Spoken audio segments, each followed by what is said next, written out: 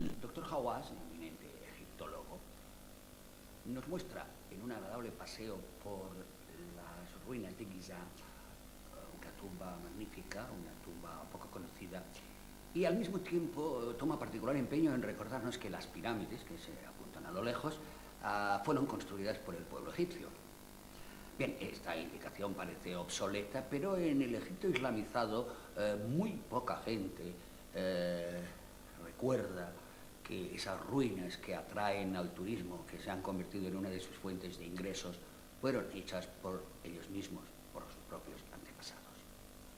Viene a cuento, pues, el título de este capítulo: los arqueólogos egipcios en busca de su pasado, o los egiptólogos en busca de su pasado, porque del mismo modo que el pueblo egipcio ha olvidado esta circunstancia, durante milenios el intelectual egipcio también le dio la espalda. El imperio faraónico era una cosa que yacía muerta en el desierto y como mucho sometido al pasto de actividades fraudulentas o de las distintas misiones arqueológicas extranjeras.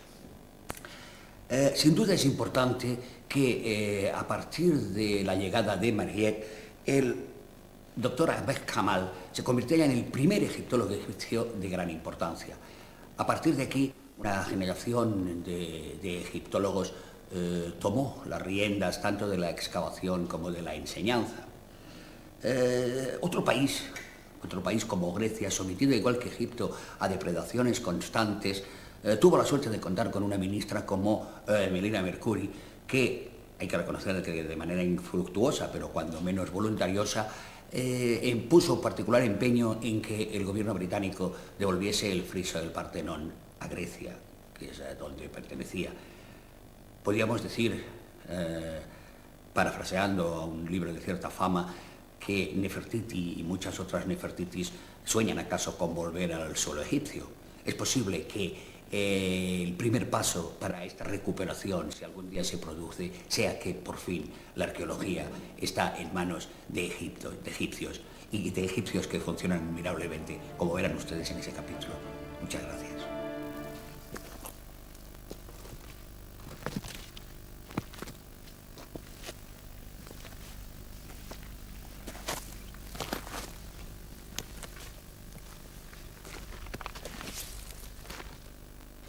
My favorite tomb in this place.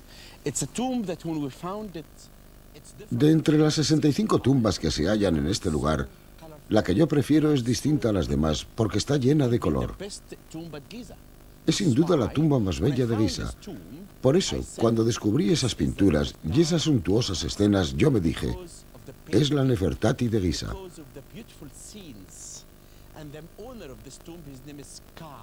El propietario de esta tumba se llamaba Kai. Era uno de los sacerdotes de la pirámide de Keops y de Kefren. En la entrada escribió: son los constructores, los dibujantes y los escultores quienes hicieron la tumba.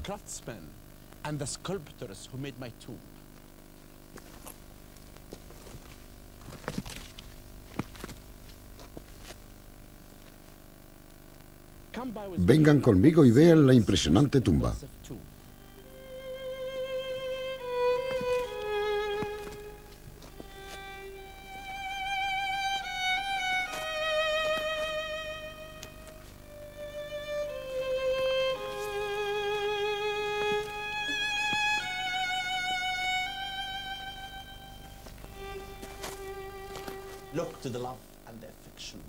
Mirad, he aquí cómo una mujer y un hombre se amaban hace 4600 años.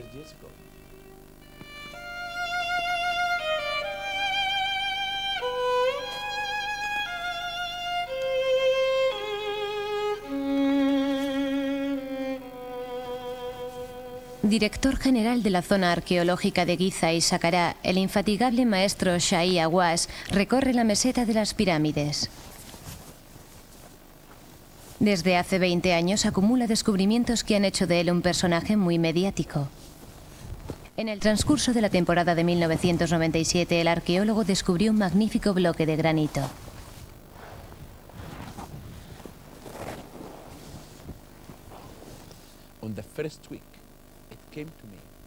La primera semana del 97 tuvimos una extraordinaria sorpresa.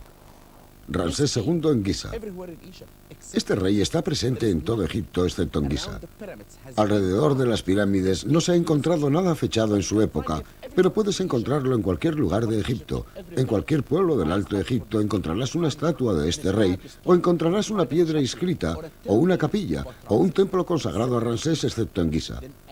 Entonces, es como si hubiera esperado hasta el año 1997 para venir y decirnos, estoy aquí, en Giza. Pero entonces, ¿por qué esta tumba se encuentra aquí? Los egiptólogos saben que el arquitecto se llamaba May, porque su nombre está grabado en la segunda pirámide. May era el jefe de obra de los trabajos del rey, y nadie sabe realmente por qué el nombre del arquitecto de Ramsés se halla aquí.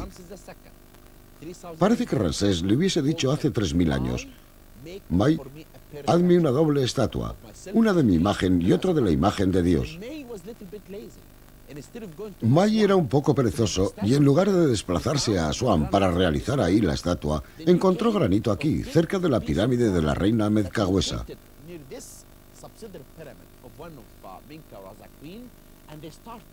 Comenzaron a tallar la piedra, pero cometieron un error.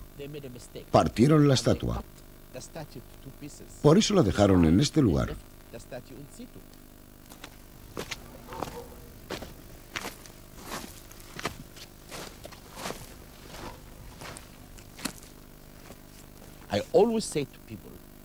Yo siempre digo que para un arqueólogo es más emocionante descubrir una estatua que esperar tu primer hijo.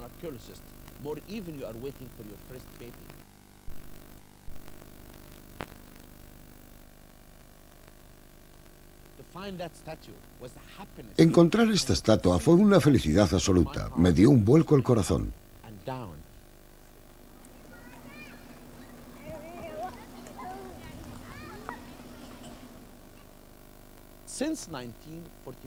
Desde 1995 no ha habido grandes excavaciones en la meseta. En Giza únicamente se encuentran tumbas de reyes, de nobles y de oficiales, personas que solo representaban el 20% de la población egipcia. Y los otros, los granjeros, los obreros, las personas que construían las pirámides, ¿dónde estaban enterrados? Esto fue lo que realmente me entusiasmó, la búsqueda de las personas por las que nadie se había interesado.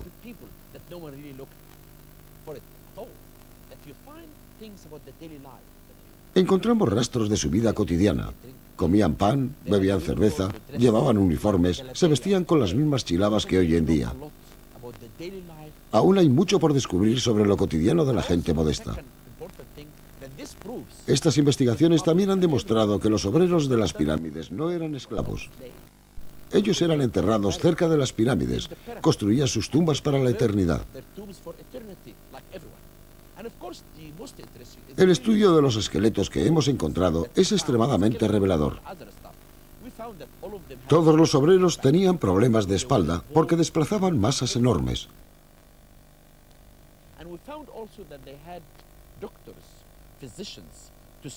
Y tenían médicos para curarlos, ya que hemos encontrado rastros de fracturas que fueron curadas.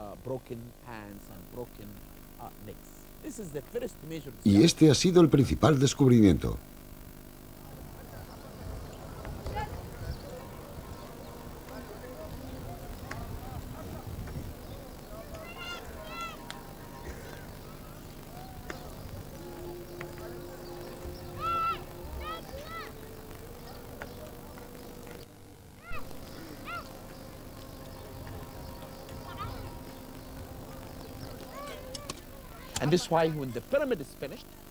Las pirámides son la obra de todo el país. Los obreros que las construyeron no eran esclavos, no se les forzaba. Todo Egipto construyó las pirámides.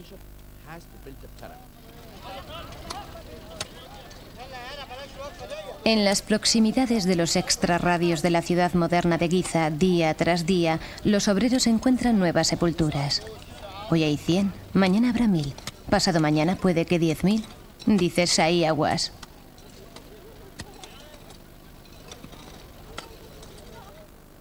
Como todos los arqueólogos egipcios, él reivindica la herencia dejada por los franceses y rinde homenaje a los pioneros de la egiptología.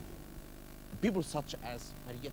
Personas como Mariette o Maspero protegieron realmente los monumentos egipcios que ellos consideraron como su propia herencia. Yo los tengo por verdaderos egipcios. Para nosotros, los monumentos no solo pertenecen a Egipto, sino que pertenecen al mundo entero.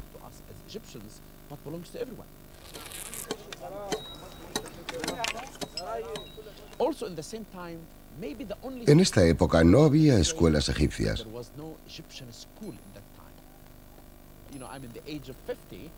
Yo tengo 50 años y ahora mis equipos son totalmente egipcios.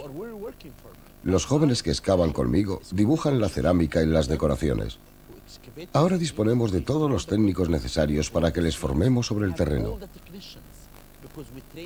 En el futuro, yo quisiera que tuviésemos una buena escuela egipcia que pudiera competir con las demás.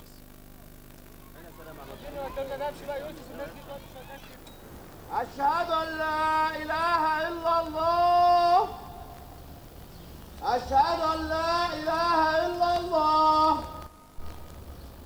أشهد أن محمدا رسول الله أشهد أن محمدا رسول الله حي على الصلاة. Hizo falta esperar hasta finales del siglo XIX para que los egipcios redescubrieran su pasado. Convertidos al Islam desde el siglo VII, ignoraron durante mucho tiempo la belleza de los monumentos faraónicos invadidos por la arena o convertidos en mezquitas.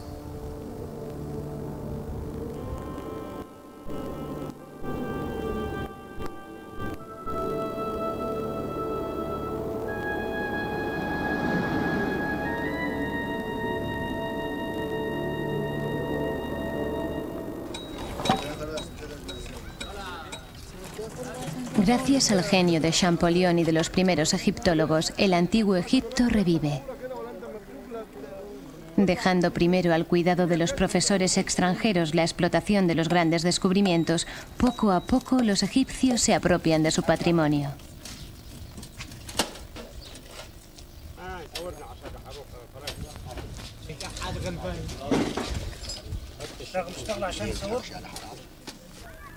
El primer egiptólogo egipcio de renombre se llamó Ahmed Kamal. No conocemos de él más que esta foto.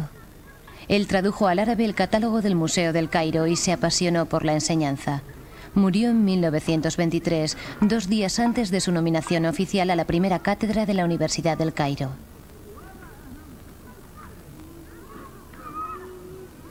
Ahmed Fakri nació en 1905 en un oasis del desierto.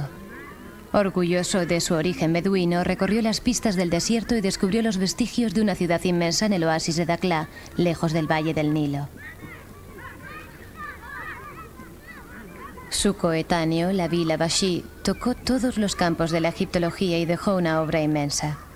Primero fue inspector del Servicio de Antigüedades de Egipto y después trabajó para el Instituto Oriental de Chicago, emplazado en Luxor.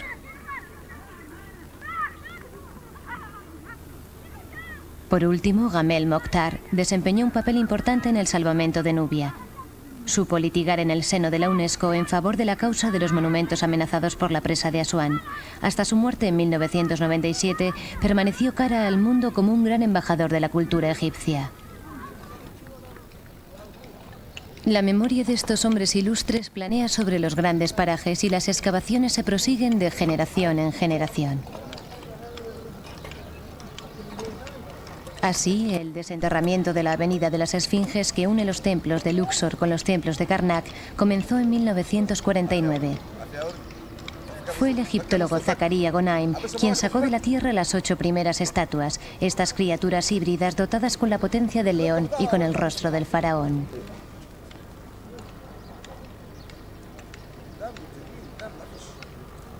Tras él, otros hombres han tomado el relevo, abriendo la vía metro a metro, esfinge tras esfinge.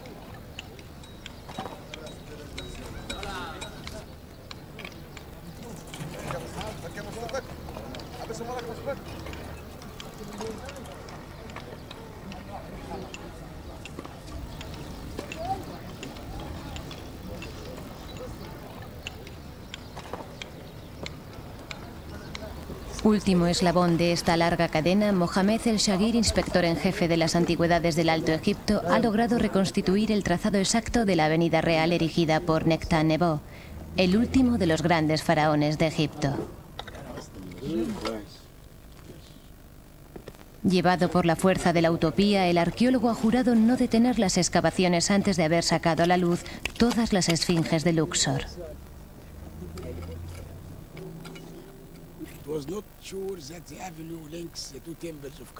No estábamos seguros de que esta avenida enlazara el templo de Karnak con el de Luxor, pero después de haber llevado a cabo excavaciones en el centro de la ciudad, hoy estamos convencidos. La avenida mide alrededor de 2.400 metros de largo. Estimamos que había aproximadamente 4.000 estatuas entre los templos de Karnak y de Luxor.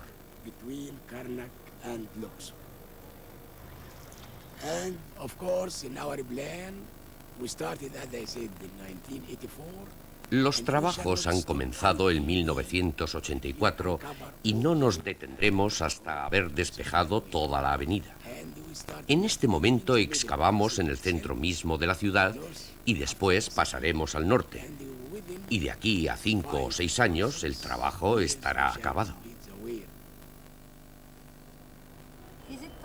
¿Es posible descubrir todo el camino, desplazar a los habitantes de Luxor y destruir todas estas casas? Por supuesto que es posible. Hemos recensado los habitantes y el gobierno se va a hacer cargo de la construcción de un nuevo barrio en la ciudad de Tebas, en el desierto. No hay problema. La gente está muy contenta de ver realizarse el proyecto y aceptan de buen grado abandonar sus viviendas. ¿Y su reputación? ¿Es importante para usted permanecer en la memoria de las personas? Por supuesto que sí. ¿Como Maspero y Maguier? Yo no busco la gloria, pero tengo algo que hacer por mi país en el campo de la arqueología. Todos los egiptólogos esperaban descubrir esta vía, pero seré yo quien lo haga porque es mi sueño. Por supuesto, yo he trabajado en Karnak y en Luxor, pero esta avenida es mi proyecto preferido. Espero llevarlo a buen puerto lo antes posible.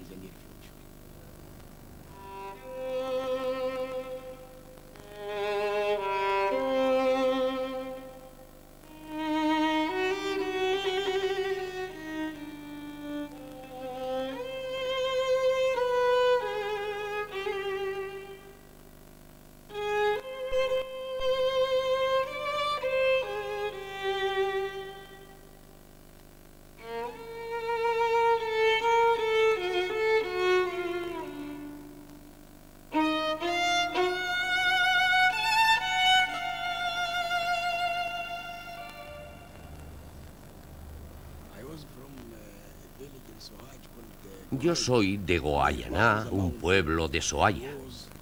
Ahí, cerca de las montañas, había algunas tumbas del antiguo imperio.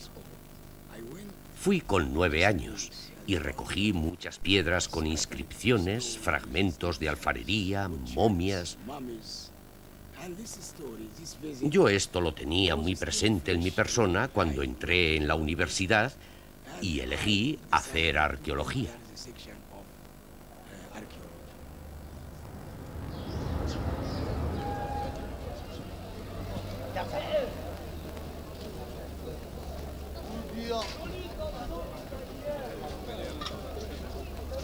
En esa época, Mohamed el-Shagir no podía imaginar que un día él entraría en la historia de la arqueología, gracias al descubrimiento más asombroso, una especie de milagro que tuvo lugar en el interior mismo del templo de Luxor.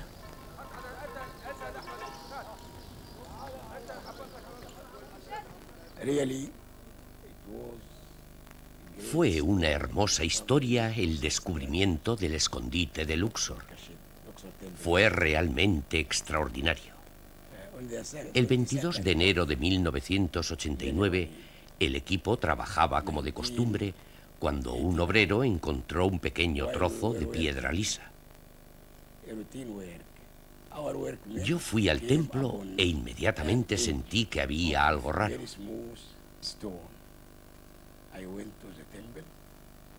Tras algunas horas de difícil trabajo, descubrimos 5 estatuas. En el centro, Amenofis III. Al oeste, Amón y Horemheb. Eonit y Atón al este.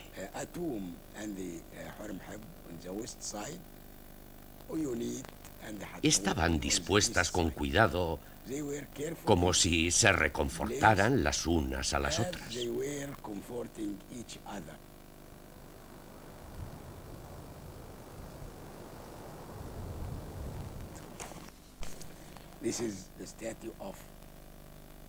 He aquí la estatua de Amenofis III, tal y como la descubrimos, en muy buen estado. Su estilo es excepcional. Una estatua a escala humana depositada sobre este zócalo. Era la primera vez que encontrábamos una estatua con un trineo. La ropa del faraón es magnífica. Mirad también el detalle de su rostro, con la corona y el disco solar alado por encima de su cabeza. Aquí intento descifrar las inscripciones sobre el trono de Amón justo después de haberlo sacado del escondite.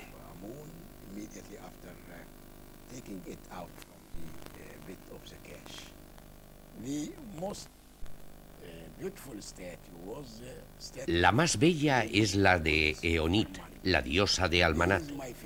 Es mi estatua preferida. Es en granito gris y representa a la diosa sentada en su trono. En mi opinión, tiene los rasgos de la reina Tigi, la hermosa esposa de Amenofis III, su favorita.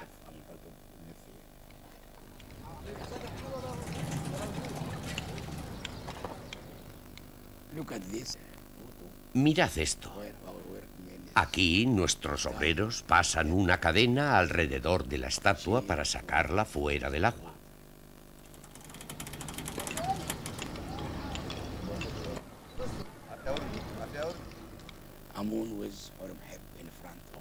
Amón está situado detrás de Horemheb y lo bendice. Esta foto está sacada justo después de que hubiésemos sacado la estatua del agua enlodada. Cuando el templo fue transformado en campamento militar, yo creo que los sacerdotes temieron por estas estatuas tan preciosas y sagradas. Ellos excavaron estas fosas para esconderlas a fin de que no fueran ni destruidas ni dañadas.